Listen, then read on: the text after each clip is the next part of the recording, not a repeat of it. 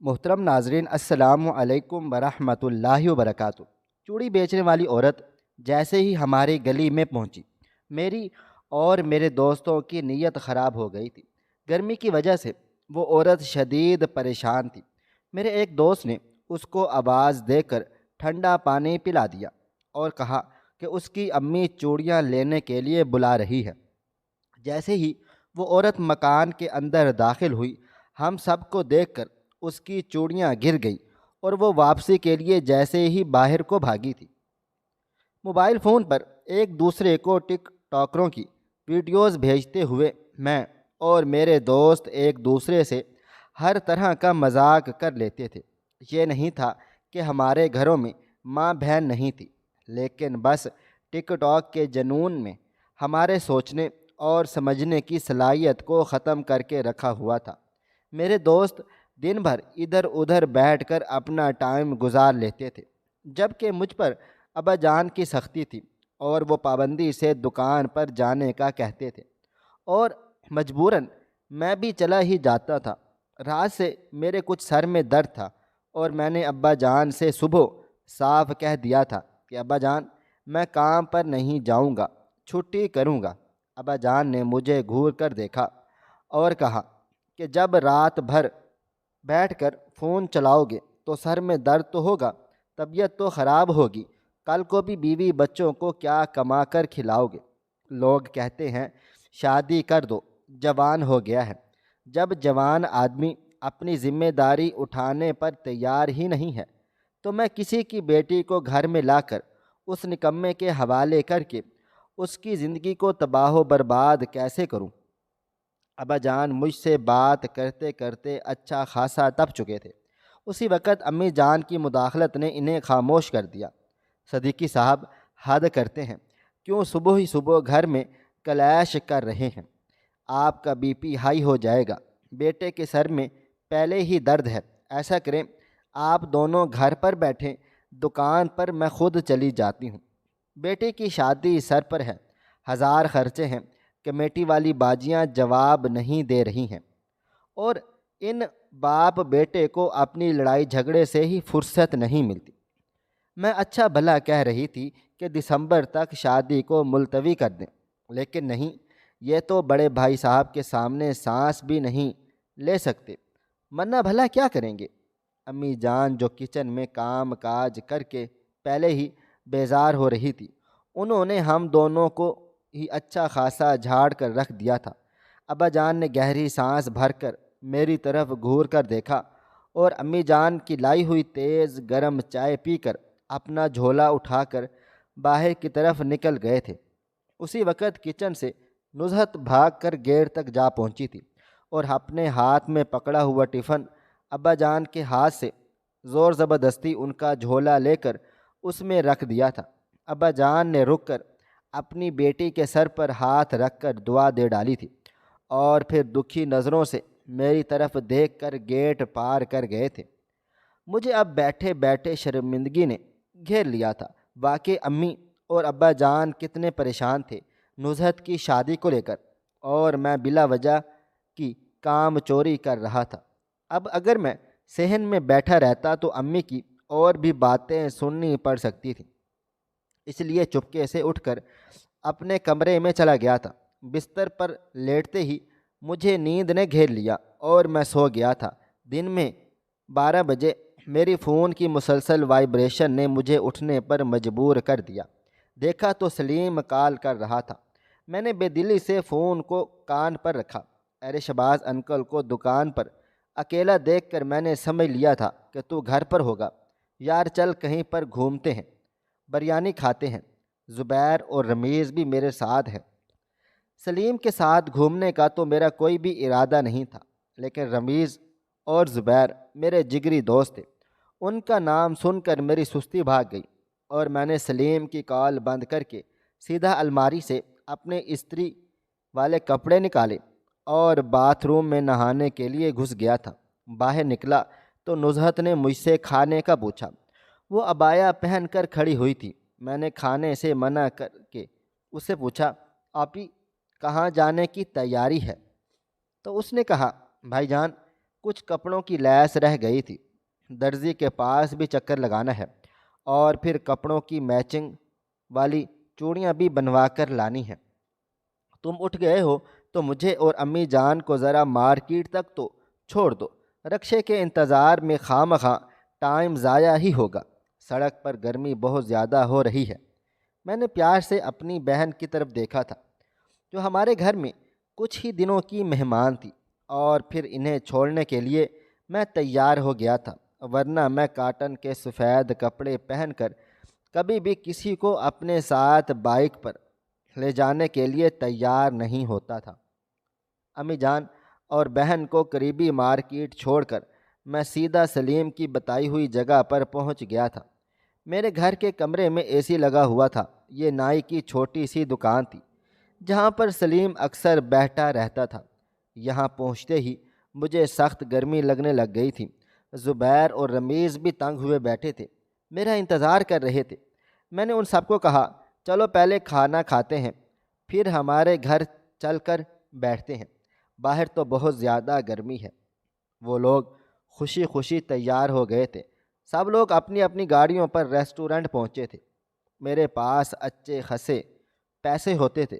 میں نے ان لوگوں کے لیے بیف بریانی منگوائی، اور پھر رمیز نے سب کے لیے کولڈ ڈرنک منگوائی تھی۔ تھوڑی دیر کے بعد ہم نے فالودہ کھایا، اور پھر ہمارے گھر کی طرف چل نکلے تھے۔ امی جان نے بتا دیا تھا کہ وہ شام سے پہلے نہیں آئیں گی، اور رات بھی ہو سکتی ہے، کیونکہ کام بہت زیادہ تھا۔ انہوں نے کھانا بنا کر فریج میں رکھ دیا تھا، اور مجھے خاص طور پر ہدایت دی تھی کہ ابا جان کو گرم روٹیاں بنا کر میں دے دوں شام کو۔ میں نے بھی ان سے وعدہ کر لیا تھا، کیونکہ صبح بھی ابا جان اپنا دوپہر کا کھانا ساتھ ہی لے کر چلے گئے تھے۔ رات کو تو گرم روٹیاں کھانا ان کا حق بنتا تھا۔ مجھے میری ماں نے گھر کے تقریباً سارے ہی کام کاج سکھا کر رکھے تھے، کیونکہ ہم صرف 2 ہی بہن بھائی تھے۔ فی الحال میرے رشتے کا دور دور تک کوئی اتا پتہ نہیں تھا۔ امی جان نے صاف کہہ دیا تھا کہ جب تک میں اچھی طرح ذمہ داری کا مظاہرہ نہیں کرتا، وہ میری شادی نہیں کرے گی، اور بہن کے جانے کے بعد مجھے ان کے ساتھ گھر کے کام کاج بھی کروانے پڑیں گے۔ ہم لوگ گھر میں بیٹھے تو سلیم کے خرافاتی ذہن نے ایک منصوبہ بنا لیا۔ اس کمرے میں عام طور پر ہم چاروں گھر والے ہی تیز گرمیوں میں سو جایا کرتے تھے۔ ویسے یہاں پر امی اور باجی رہتی تھی۔ 52 انچ کی LCD لگی ہوئی تھی۔ سلیم ایک غریب گھر سے تعلق رکھتا تھا، اور اس کا اٹھنا بیٹھنا بھی ٹپوری قسم کے لڑکوں میں تھا۔ سچ پوچھیں تو ہماری صحبت خراب کرنے میں سلیم کا بہت بڑا ہاتھ تھا۔ مجھے سگریٹ پینے کا چسکا بھی سلیم نے لگایا ہوا تھا، اور پھر کبھی کبھی شیشہ بھی۔ اس نے اپنی جیب سے جو سگریٹ نکالی، ان کی حالت دیکھ کر میں نے غصے سے ان کے ہاتھ سے چھین لیا اور کہا، پاگل ہے کیا؟ کمرے میں AC چل رہا ہے، اور اس کا گندا دھواں اسی میں جذب ہو جائے گا، اور پھر گھر والوں کو صاف پتہ لگ جائے گا کہ یہاں پر کیا کارروائی ہوئی ہے۔ رمیز اور زبیر بھی اسے لڑنے لگے، اور کہنے لگے کہ یہ کمرہ گھر کی خواتین کا ہے، یہاں پر یہ بھری ہوئی سگریٹ پینے کا کوئی جواز نہیں۔ میں بھی 1-2 بار شوق سے مجبور ہو کر یہ کارروائی کر چکا تھا۔ ہم سب کے منع کرنے پر سلیم اٹھ کھڑا ہوا اور کہنے لگا، ٹھیک ہے، پھر ہم لوگ باہر کو چلتے ہیں، سگریٹ پیتے ہیں، اور اس کے بعد شہباز ہمیں بڑی اسکرین پر اپنا موبائل فون کنیکٹ کر کے فلمیں چلا کر دے گا۔ میں نے اس کی بات سن کر غصے سے اسے گھورا تھا، کیونکہ میں خوب جانتا تھا کہ وہ کس چیز کی فرمائشیں کر رہا ہے، لیکن زبیر اور رمیز نے بھی اس کی حمایت کر ڈالی تھی۔ میں دل ہی دل میں خود پر غصے ہو رہا تھا کہ میں ان لوگوں کو اپنے گھر میں کیوں لایا ہوں۔ پھر مجھے احساس ہوا کہ جب میں ان کے گھر جاتا ہوں اور یہی کاروائیاں ہوتی ہیں، تو اب میں انہیں منع کرنے کا حق بھی کھو چکا ہوں۔ میں نے دل ہی دل میں ارادہ کر لیا تھا کہ میں دوبارہ سلیم کے بلانے پر کبھی بھی نہیں جاؤں گا۔ رمیز اور زبیر سے اکیلے مل لینا لاکھ بہتر ہے۔ سلیم کی موجودگی کے بغیر ہم لوگ گلی میں نکلے۔ دن 2 بجے کا وقت ہو رہا تھا۔ تیز دھوپ کی وجہ سے سب گھروں کے دروازے بند تھے۔ ہم دیوار کے پاس جا کر کھڑے ہوئے تو کچھ وہاں پر چھاؤں تھی۔ سلیم نے ہم سب کو سگریٹ سلگا کر دی۔ وہ لوگ تو آرام سے کھڑے رہے، لیکن میرا ذہن اس سگریٹ نے بھاری کر دیا تھا۔ اسی وقت ایک جوان جہان سی عورت سر پر چوڑیوں کا ٹوکرا اٹھائے ہماری گلی میں داخل ہوئی تھی۔ اس کی خوبصورت سنہری رنگت دھوپ میں تپ تپ کر جیسے چمک سی رہی تھی۔ وہ گلی میں چوڑیوں کی صدا لگاتی ہوئی آگے کو بڑھ رہی تھی۔ رمیز، جو دیکھنے میں ہم سے سب سے زیادہ شریف لگتا تھا، وہ جلدی سے گھر میں گھسا اور ٹھنڈے پانی کی بوتل اور شیشے کا گلاس لے کر باہر کو نکل آیا تھا۔ وہ چوڑی والی پہلے تو کچھ دیر سوچتی رہی اور پھر رمیز سے پانی لے کر پی لیا تھا۔ ہم لوگوں کو دیکھ کر اس نے پوچھا، صاحب جی، چوڑیاں لے لو اپنی بہنوں اور بیویوں کے لیے۔ صبح سے ایک بھی چوڑی نہیں بکی، گرمی بھی بہت زیادہ ہو رہی ہے، میں گھر چلی جاؤں گی۔ ہم لوگوں نے تو اسے منع کر دیا تھا، لیکن رمیز چلتے ہوئے گھر میں داخل ہوا اور پھر باہر نکل کر چوڑی والے سے بولا، چوڑی والی، میری امی جان تمہیں بلا رہی ہے، چوڑیاں لیں گی۔ اصل میں اس عورت کو دیکھتے ہی میرے اور میرے دوستوں کی نیت خراب ہو گئی تھی، اور اس کے ہم سے قریب پہنچنے سے پہلے ہی ہم لوگوں نے ایک پلان سوچا ہوا تھا کہ اسے اکیلے گھر میں لے جا کر اس کے ساتھ کچھ غلط کام کاج کر لیتے ہیں۔ ہم تینوں نے ایسے ظاہر کیا جیسے ابھی ہم بائک پر بیٹھ کر چلے جائیں گے۔ زبیر اور سلیم نے اپنی اپنی بائک سٹارٹ کر لی تھی اور میں زبیر کے پیچھے بیٹھا ہوا تھا۔ جب وہ لڑکی چوڑیوں کا ٹوکرا اٹھا کر رمیز کے پیچھے چلتی ہوئی گھر کے اندر چلی گئی تھی تو ہم نے فوراً سے اپنی بائک بند کی اور تیزی سے چلتے ہوئے گھر میں داخل ہو گئے تھے۔ رمیز اسے لے کر میری امی جان کے کمرے کے سامنے پہنچا ہوا تھا۔ وہ لڑکی محتاط نظروں سے ادھر ادھر دیکھتے ہوئے رمیز سے پوچھ رہی تھی، صاحب تمہاری امی جان سو رہی ہیں کیا؟ گھر میں تو کوئی بھی نظر نہیں آ رہا ہے۔ رمیز نے اشارہ کر کے اسے کمرے کی طرف بھیجا اور کہا کہ امی جان کمرے میں ہیں، اے سی چل رہا ہے، اس لیے دروازہ بند ہے اور سناٹا چھایا ہوا ہے۔ ہم تینوں جو گھر میں داخل ہو چکے تھے، جیسے ہی سلیم نے دروازہ بند کیا، دروازے کی آہٹ سن کر وہ لڑکی تیزی سے پیچھے کو مڑی تھی اور ہم سب کے چہروں پر چھائی ہوئی وحشت کو دیکھ کر ڈر سے کانپنے لگ گئی تھی۔ رمیز نے اس کا ہاتھ پکڑ کر اسے کمرے کی طرف کھینچا تھا۔ وہ ڈر کے مارے اب زاروں قطار روئے چلی جا رہی تھی۔ اس کے سر پر رکھا ہوا چوڑیوں کا ٹوکرا ادھر ادھر ڈول رہا تھا۔ اس نے جب ہمارے خطرناک ارادے دیکھے تو وہ دونوں ہاتھوں سے رمیز کی چھاتی پر دھکا مارتے ہوئے اپنے سر پر رکھے ہوئے ٹوکرے کو ہم تینوں کی طرف پھینکا تھا۔ چوڑیوں کے بنڈل بکھر کر جیسے ہی ہماری طرف آئے، تھوڑی دیر کے لیے تو ہم پریشان سے ہو گئے تھے۔ وہ ہمارے بیچ میں سے نکل کر تیزی سے باہر کو بھاگتی ہوئی دروازے کے پاس پہنچی ہی تھی کہ ہم لوگ ایک دم سے ہوش میں واپس آ گئے تھے۔ زبیر، جو ہم سب میں سے سب سے زیادہ طاقتور تھا، مضبوط تھا، اس نے اس نازک اور کمزور سی لڑکی کو جا کر کسی بچے کی طرح قابو کر لیا تھا۔ سلیم نے اس لڑکی کا منہ دبا لیا تھا تاکہ اس کی چیخ اور پکار باہر کو نہ نکل جائے۔ میں چپ چاپ کھڑا یہ سب کچھ دیکھے چلے جا رہا تھا اور وہ لوگ اسے لے کر کمرے کی طرف جا رہے تھے۔ پھر اگلے ہی لمحے انہوں نے دروازہ کھول کر لڑکی کو کمرے کے اندر، بھروسہ بھی تو انسان کی طرح ہی ہوتا ہے، اسے بڑھنے میں سالوں سال اور مرنے میں ایک سیکنڈ بھی نہیں لگتا، اور خود بھی اندر کو گھس گئے تھے۔ وہ مجھے بھی بلا رہے تھے۔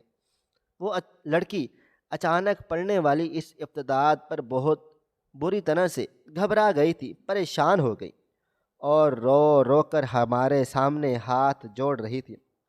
پورا صحن اس کی ٹوٹی ہوئی چوڑیوں سے بھر گیا تھا اور اس کے خود کے پاؤں بھی زخمی ہو گئے تھے کیونکہ اس کی چپل تو اسی وقت ٹوٹ پھوٹ کا شکار ہو گئی تھی جب وہ رمیز کو دھکا دے کر باہر کی طرف بھاگی تھی۔ وہ تینوں مل کر اسے قابو کر چکے تھے۔ میرا سر بری طرح سے چکرا رہا تھا۔ میں نے یہ نشہ بار بار نہیں کیا ہوا تھا، اس لیے مجھے اس کی عادت نہیں تھی۔ میرے فون پر بار بار کالیں آ رہی تھیں۔ میں نے لرزتے ہوئے ہاتھوں سے جیب سے موبائل فون نکال کر دیکھا تو امی جان کا نمبر تھا۔ سامنے وہ لڑکی چیخ چلا رہی تھی۔ میں فون لے کر تیزی سے چلتا ہوا گھر سے باہر نکلا۔ جیسے ہی امی جان کی کال اٹھائی، روتے ہوئے امی جان نے جو کچھ بتایا وہ سب سن کر میرے پاؤں کے نیچے سے زمین ہی نکل گئی تھی۔ میں نے ایک نظر گھر کے بند دروازے کی طرف دیکھا، پھر فون کی طرف، اور پھر بھاگتا ہوا گھر میں داخل ہو گیا تھا۔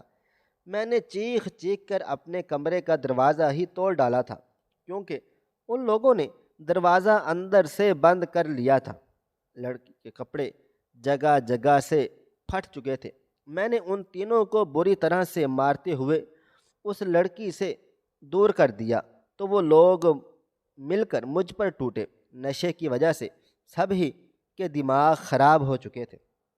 میں نے اس لڑکی کو چیخ کر کہا، بہنا تم گھر سے باہر بھاگ جاؤ اور برابر والی آنٹی کا دروازہ پیٹ کر کہنا کہ شہباز کو بچائیں۔ یہ سن کر میرے تینوں دوست اس کے پیچھے بھاگنے لگے، لیکن میں نے ان تینوں کے پاؤں کو زور زبردستی پکڑ لیا تھا اور اپنا پورا زور لگا ڈالا تھا۔ وہ لڑکی اس موقع سے فائدہ اٹھا کر اپنا دوپٹہ اٹھائے بھی نہ گھر سے باہر کو بھاگ گئی تھی، اور باہر نکلتے ہی اس نے دروازے کو بند کر لیا تھا۔ اب میرے تینوں دوست غصے سے بری طرح مجھے مارنے میں مصروف عمل تھے، یہ سوچے بنا ہی کہ وہ میرے ہی گھر میں موجود ہیں۔ مجھے اس لڑکی کے چیخنے چلانے کی آوازیں کمرے تک آ رہی تھی۔ تھوڑی ہی دیر گزری کہ مجھے برابر سے آنٹی کی آواز سنائی دے ڈالی تھی، جس کو سن کر میرے چہرے پر اطمینان سا پھیل گیا تھا۔ تھوڑی دیر کے بعد بھاری بھرکم راشدہ آنٹی اپنے ساتھ اپنے چاروں شاگردوں کو لے کر ہمارے گھروں میں گھس چکی تھی، اور انہوں نے محلے میں شور مچا کر گھروں میں موجود دوسرے لوگوں کو بھی باہر نکال لیا تھا۔ اصل میں ہمارے برابر کے گھر میں خاندانی پہلوان رہتے تھے، اور پہلوان چچا کے انتقال کے بعد آنٹی نے کچھ کسائی اپنے ساتھ کام کاج پر رکھ لیے تھے۔ پہلے انکل کا کھانے کا بہت بڑا بزنس تھا، اور اب آنٹی اپنے بڑے گھر میں صاف ستھرا گوشت بنوا کر اچھے ریسٹورنٹ اور ہوٹلوں کو سپلائی وغیرہ کرواتی تھی، اور گھر میں لڑکیوں کو پہلوانے کی تربیت بھی دیا کرتی تھی۔ یہ وہ لڑکیاں تھیں جو کھیلوں کے مقابلے میں حصہ لینے کے لیے شروع دن سے ہی ایک کھلاڑی کی زندگی جیتی تھیں۔ آنٹی کے ہاتھ میں کپڑے دھونے والے بڑے بڑے موصل تھے۔ انہوں نے اندر داخل ہوتے ہی میرے تینوں دوستوں کو پکڑ پکڑ کے دھونا شروع کر ڈالا تھا۔ ان کے ساتھ موجود لڑکیاں تو بس حیرت سے کھڑی ان سب کو دیکھے ہی چلی جا رہی تھی۔ جب ہی آنٹی نے ان کو ڈانٹ ڈپٹ کر کہا تھا، نی پروین تیرے ہاتھ ٹوٹ گئے ہیں کیا 1.5-2.5 کلو کا ایک اس کم بخت کے اوپر؟ اور پروین نام کی پہلوان نے ایک یکدم ہوش میں آ کر سلیم کی دھلائی کرنا شروع کر ڈالی تھی۔ اب تینوں کو اپنی جان بچانی موت نظر آ رہی تھی۔ میں وہاں سے ادمرہ سا ہو کر اٹھا تھا۔ میں نے ہانپتے کانپتے ساری بات آنٹی کو بتا ڈالی تھی، اور ساتھ ہی یہ بھی بتا دیا تھا کہ میں نے سگریٹ پیا ہوا ہے۔ آنٹی نے بہت موٹی گالی سے مجھ کو نواز ڈالا تھا، اور پھر ایک دھمکا میری کمر میں بھی جڑ ڈالا تھا۔ میں نے روتے ہوئے ان سے کہا کہ باجی کو کوئی اٹھا کر لے گیا ہے۔ گلی کے گھروں میں تو مرد موجود نہیں تھے، مگر عورتوں کے ہاتھوں میں جوتیاں، چمٹے، بیلنے موجود تھے، اور وہ کھڑی ہو کر فی الحال آنٹی کی فائٹ کو دیکھ رہی تھی۔ رمیز اور زبیر پھرتیلے سے تھے۔ وہ مار کھانے کے باوجود اپنی جان بچانے کے لیے اٹھ کر بھاگے تو دروازے کے باہر کھڑی ہوئی خواتین نے حسب توفیق ان کی خدمت کر ڈالی، اور انہیں اپنے ہاتھوں میں موجود اوزاروں سے خوب دھویا تھا۔ وہ پٹتے ہوئے ان سے بچ کر پیدل ہی نکل گئے تھے۔ سلیم کی جان چھوڑنے کے لیے آنٹی بالکل بھی راضی نہیں تھی۔ سلیم اب ہاتھ جوڑ جوڑ کر زاروں قطار رونے لگ گیا تھا۔ میں نے آنٹی کو بھی روک دیا تھا کہ آنٹی چھوڑ دیں اس کو، اس کی ہڈی پسلی کوئی ٹوٹ گئی تو مسئلہ بن جائے گا۔ میں جانتا تھا کہ یہ سیدھا پولیس کیس ہے، لیکن آنٹی اتنے گھور کر میری طرف دیکھا اور سلیم کو بھی دروازے سے باہر کو پھینک دیا تھا۔ یہ ان کی بچپن کی مجھ سے محبت کا نتیجہ تھا، جو انہوں نے میری جان بھی بچا لی اور پولیس کو بھی نہیں بلایا تھا۔ وہ لڑکی بڑی سی چادر میں روتی ہوئی ایک طرف کو کھڑی تھی۔ میں نے جا کر اس کے پاؤں پکڑ کر اس سے معافی مانگ لی تھی۔ آنٹی اس کو اپنے ساتھ لے کر جا رہی تھی تو میں نے اپنی جیب سے موجود 20,000 نکال کر اسے پکڑا دیے اور کہا، آنٹی اس کو حفاظت سے اس کے گھر پہنچا دیں، اگر کوئی مسئلہ مسائل ہو تو سنبھال لینا، میں جا رہا ہوں باجی کو تلاش کرنے کے لیے۔ میرے خود کی حالت بھی ٹھیک نہیں تھی۔ سفید جوڑا جگہ جگہ سے رنگین ہو چکا تھا، سر کے بال بکھرے ہوئے تھے، پورے چہرے پر چوٹوں کے نشانات موجود تھے جو میرے لفنگے اور آوارہ دوستوں نے دیے ہوئے تھے۔ جب میں مارکیٹ میں پہنچا تو درزی کی دکان پر کافی زیادہ رش تھا اور دکاندار میں روتی ہوئی ماں کو تسلی اور دلاسے دے رہے تھے۔ پولیس بھی پہنچ چکی تھی اور وہاں دکانداروں سے سوال جواب کر کے اب میری امی جان سے مسلسل چبھتے ہوئے سوالات پوچھ رہی تھی۔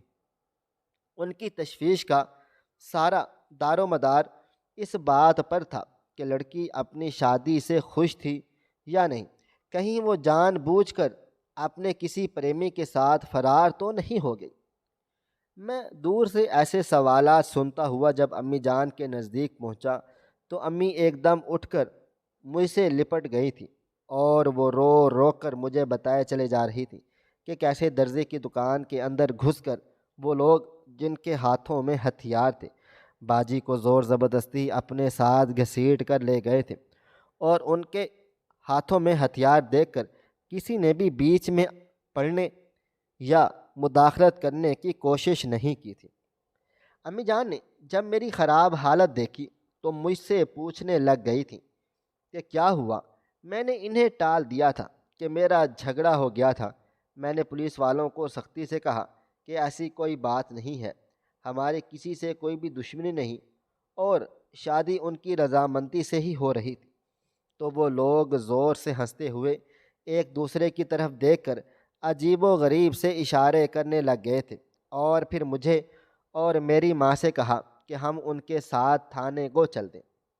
سب سے زیادہ خراب حالت اس درجے کی تھی، میں جس دکان پر یہ سب کچھ ہوا وہ بار بار پولیس کو اور ہمیں کہہ رہا تھا کہ دیکھیں میرا اس میں کوئی بھی قصور نہیں تھا کہ کسی نے انہیں چھیڑنے کی بھی کوشش کی ہو۔ اس کی آخری بات سن کر میں نے غصے سے اس کی طرف دیکھا تھا اور قریب تھا کہ میں اس کا گلا پکڑ کر اسے گھسیٹتا لیتا۔ امی جان میرے سامنے کھڑی ہو گئی۔ خبیث بڈھے، تیرے کہنے کا کیا مطلب ہے؟ میری ماں بہن شریف نہیں ہے؟ کتنے سالوں سے تیری دکان سے کپڑے سلائی کروا رہی ہے، تو ہمارے بارے میں ایسی ویسی باتیں کرے گا؟ نمک حرام، جب بھی تو دکان پر کپڑا خریدنے کے لیے آتا ہے میں تیرے ساتھ کتنی رعایت کرتا ہوں۔ میرے منہ میں غصے سے جو کچھ بھی آ رہا تھا وہ میں بولے چلے جا رہا تھا۔ پولیس نے درزی کو اور ہم دونوں ماں بیٹے کو اپنے ساتھ چلنے پر مجبور کر دیا تھا، تو درزی نے اپنے شاگردوں سے دکان کو بند کرنے کا کہا اور خود ہمارے ساتھ تھانے کو چل دیا تھا۔ راستے میں نے ابو جان کو فون کر کے انہیں سب کچھ بتا دیا تو وہ بھی غم میں ڈوب گئے تھے اور مجھے دیکھنے لگے کہ وہ بھی تھانے میں پہنچتے ہیں۔ تھوڑی دیر کے بعد ہم تھانے میں موجود تھے۔ ابو جان نے تھانے پہنچ کر فوراً اپنے بڑے دوستوں کو کال کر ڈالی تھی، جنہوں نے پولیس کو کال کر کے اپنا رویہ درست کرنے کا کہا تھا، اور ابو جان کے ایک دوست خواجہ شبیر تھانے میں ہی پہنچ گئے تھے۔ درزی سے بھی مختلف سوالات کیے گئے تھے۔ ایف آئی آر درج ہو گئی۔ تایا کو بھی خبر ہو گئی تھی کہ ابو نے خود انہیں فون کر کے بتا دیا تھا، مگر حیرت کی بات تو یہ تھی کہ انہوں نے کوئی جواب دیے بنا فون کو بند کر دیا تھا۔ نہ تو وہ تھانے پہنچے تھے اور نہ ہی انہوں نے باجی کے بارے میں کچھ بھی پوچھا تھا۔ ہم لوگ کئی گھنٹوں کے بعد اپنے گھر کو واپس پہنچے۔ کمرے کی حالت خراب دیکھ کر میری امی جان نے سر پکڑ لیا تھا۔ وہ تو شکر ہے کہ راشدہ آنٹی نے صحن کو صاف ستھرا کر دیا تھا، چوڑیاں سمیٹ ڈالی تھی، ورنہ امی جان کو پوری رات ہی معلوم ہو جاتی تھی۔ اور پھر آنٹی نے محلے والوں کی عورتوں کو بھی ڈرا دھمکا کر رکھا ہوا تھا، اس لیے کوئی بھی امی ابو کے سامنے نہیں بولا کچھ بھی۔ آنٹی نے امی کو بتایا کہ اس کے دوست گھر میں اس کو ملنے کے لیے پہنچے تھے، کسی بات پر ان کے آپس میں جھگڑا ہوا اور یہ لوگ لڑنے جھگڑنے لگے۔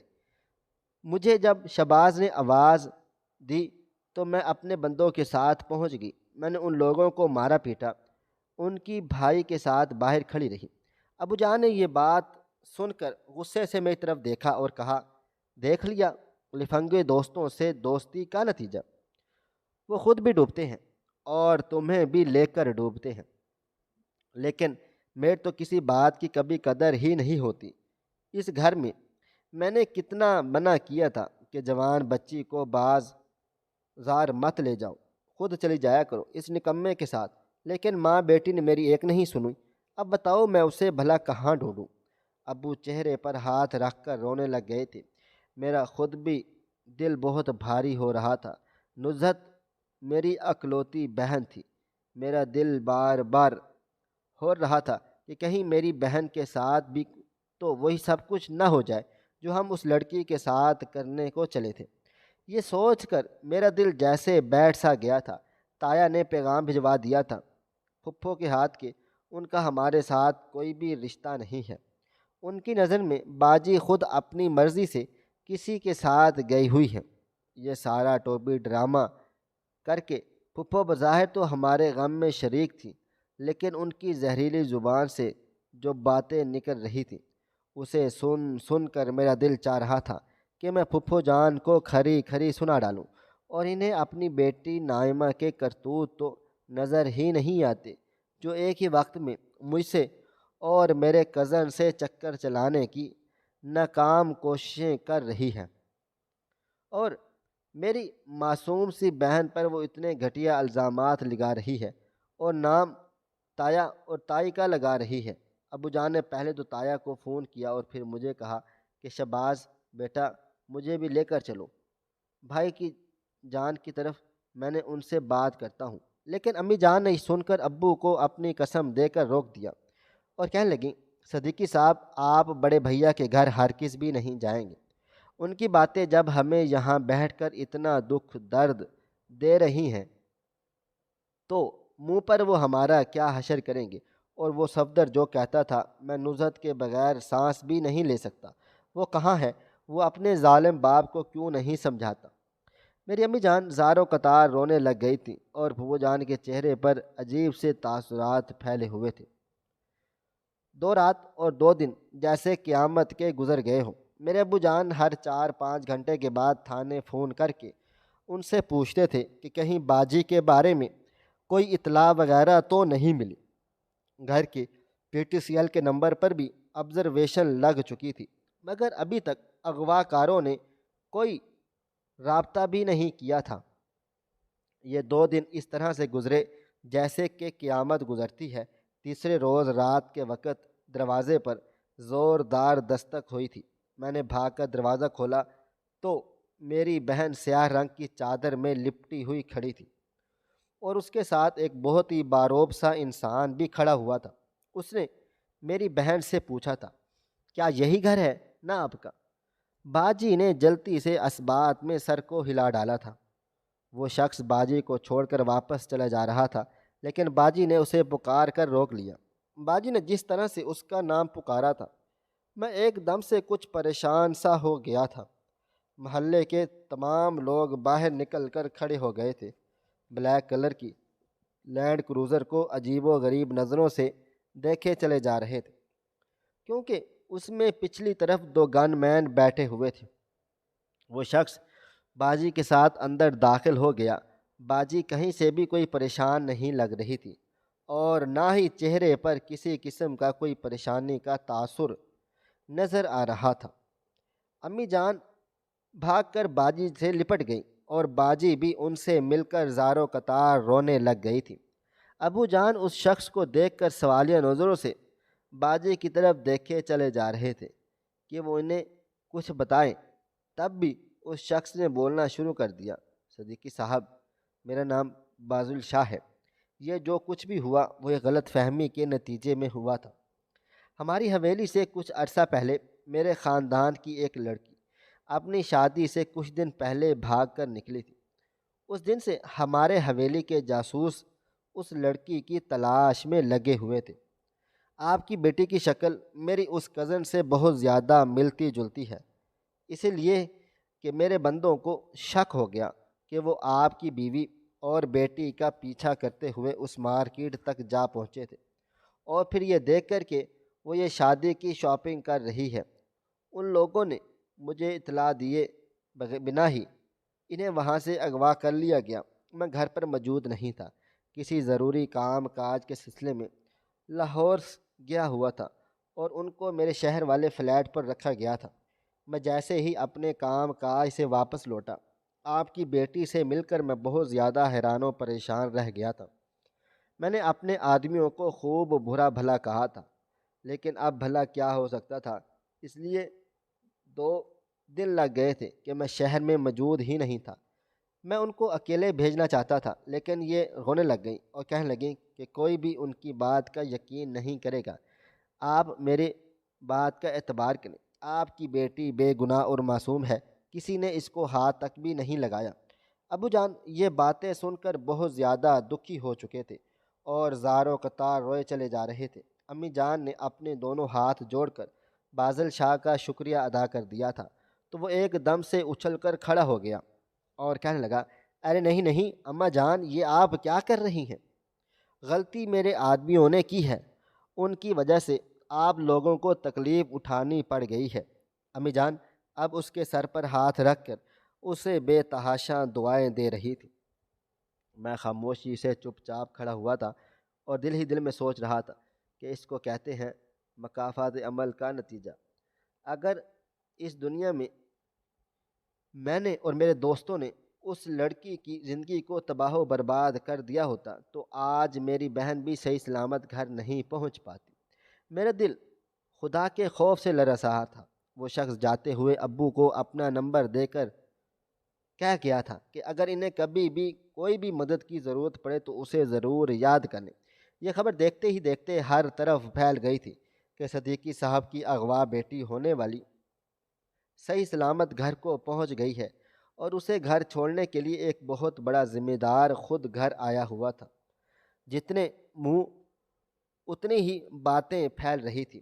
پھپھو اگلی صبح پھر ہمارے گھر پہنچ گئی اور گھر پہنچتے ہی نزہت سے زہریلے سوال جواب شروع کر ڈالے تھے۔ میری بیچاری بہن کو ان کے جواب دیتے ہوئے بری طرح سے پریشانی سی ہو رہی تھی۔ پھپھو اس سے یہ قبول کروانا چاہتی تھی کہ وہ اپنی مرضی سے یہ 2 راتیں باہر کسی غیر مرد کے ساتھ گزار کر آئی ہے۔ پھپھو اتنے جارحانہ انداز میں چبھتے ہوئے سوالات کر رہی تھی کہ مجھے ان کی بات پر شدید غصہ آ گیا تھا اور میں نے غصے سے چیختے چلاتے ہوئے ان کے سامنے ان کی بیٹی کے کارنامے بتانا شروع کر ڈالے تھے، اور ابو جان نے یہ دیکھ کر غصے میں میرے چہرے پر تھپڑ دے مارا تو میں چپ چاپ ہو گیا۔ پھپھو مجھے بری طرح سے بد دعائیں دیتی ہوئی اور ابو جان کے ساتھ بری طرح سے لڑتی ہوئی گھر سے واپس کو نکل گئی تھی۔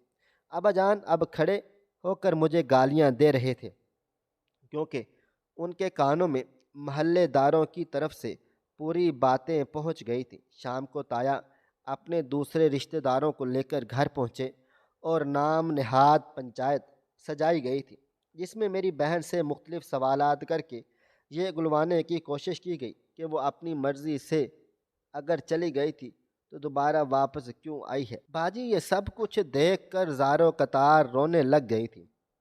ابو جان پہلے تو بڑے بھائی اور بزرگوں کے ادب و احترام میں سر جھکا کر چپ چاپ خاموشی سے ساری باتیں سنتے رہے تھے، اور پھر جب تایا نے باجی کے کردار پر باتیں کرنی شروع کر ڈالی، اور صفدر جو باجی کا مگیتر تھا اٹھ کر باجی کے ساتھ بدتمیزی کرنے لگا، تو ابو جان چیخ پڑے اور انہیں روکنے کہنے لگے تھے کہ اپنی گندی زبان سے میری بیٹی کا کردار خراب نہ کرو اور یہاں سے نکل جائیں۔ میں نہیں مانتا کسی پنچایت کو اور نہ ہی کسی بزرگ کو جو یہ نہیں دیکھ رہے کہ میری بچی صحیح سلامت گھر لوٹی ہے بنا کسی نقصان کے، الٹا اسے حیران و پریشان کرے چلے جا رہے ہیں۔ ابو جان کی ایسی باتیں سن کر سبھی برادری والے ناراض ہو کر وہاں سے چل دیے تھے۔ اس واقعے کو تقریباً 1 مہینہ گزر گیا تھا۔ اب اس شہر میں رہنا ہمارے لیے ممکن نہیں رہا تھا۔ اب چپ چاپ گھر کو اونے پونے داموں بیچنے کی باتیں چل رہی تھی، کوششیں ہو رہی تھی تاکہ کسی اور جگہ جا کر گھر خریدے۔ تبھی امی جان نے ابو سے کچھ کہا، اور ابو جان پہلے تو خاموشی سے چپ چاپ سوچتے رہے تھے اور پھر بادل شاہ کو کال کر ہی دی تھی۔ باجی نے امی جان کو ان کے بارے میں جو کچھ بتایا تھا اس کے مطابق وہ نہایت شریف آدمی ہے، انسان ہے، اور اب تک غیر شادی شدہ بھی ہے۔ ابو نے انہیں اپنے ساتھ ہونے والا برادری کا سارا سلوک بتا ڈالا تھا اور ان سے پوچھا تھا کیا وہ ان کی بیٹی سے شادی کر سکتے ہیں۔ اگلی شام کو بازل شاہ اپنے ساتھ کچھ بزرگوں کو لے کر آ گئے تھے۔ ابو جان نے محلے کے کچھ بزرگ بروا کر نصرت آپی کا نکاح کر دیا تھا، اور بہت ساری ڈھیر ساری دعاؤں کے ساتھ میری بہن رخصت ہو کر چلی گئی تھی، اور میں اس روز سجدے میں گر کر خوب رویا تھا۔ اللہ پاک نے مجھ کو جس ذلت اور رسوائی کے گڑھے میں گرنے سے بچایا تھا اس کا جتنا بھی میں شکر ادا کرتا کم تھا۔ میں نے مکمل توبہ کر لی تھی اور ابو جان اور امی جان کی امیدوں کے مطابق خود کو بدل بھی لیا تھا۔ محترم ناظرین، آپ کو ہماری آج کی کہانی کیسی لگی؟ کمنٹ باکس میں اپنی رائے کا اظہار کریں۔ خواہش صرف اتنی ہے کہ کچھ الفاظ لکھوں جس سے کوئی گمراہی کے راستے پہ جاتے جاتے رک جائے، اور نہ بھی رکے تو سوچ میں ضرور پڑ جائے۔ پیارے دوستوں، امید کرتا ہوں کہ آپ کو یہ ہماری کہانی پسند آئی ہوگی۔ کہانی پسند آئی ہو تو ویڈیو کو لائک کریں، کومنٹس کریں، شیئر کرنا بالکل بھی نہ بھولیں۔ اور ہاں، اگر آپ لوگ اس چینل پر نئے ہیں تو اس چینل کو سبسکرائب ضرور کر لیجئے گا اور نوٹیفیکیشن کو ضرور دبا دیجئے گا تاکہ آنے والی کہانی سب سے پہلے آپ کو مل سکے۔ ملتے ہیں کل ایک نئی اور دلچسپ کہانی کے ساتھ۔ تب تک اپنا ڈھیر سارا خیال رکھیے گا۔ اللہ حافظ۔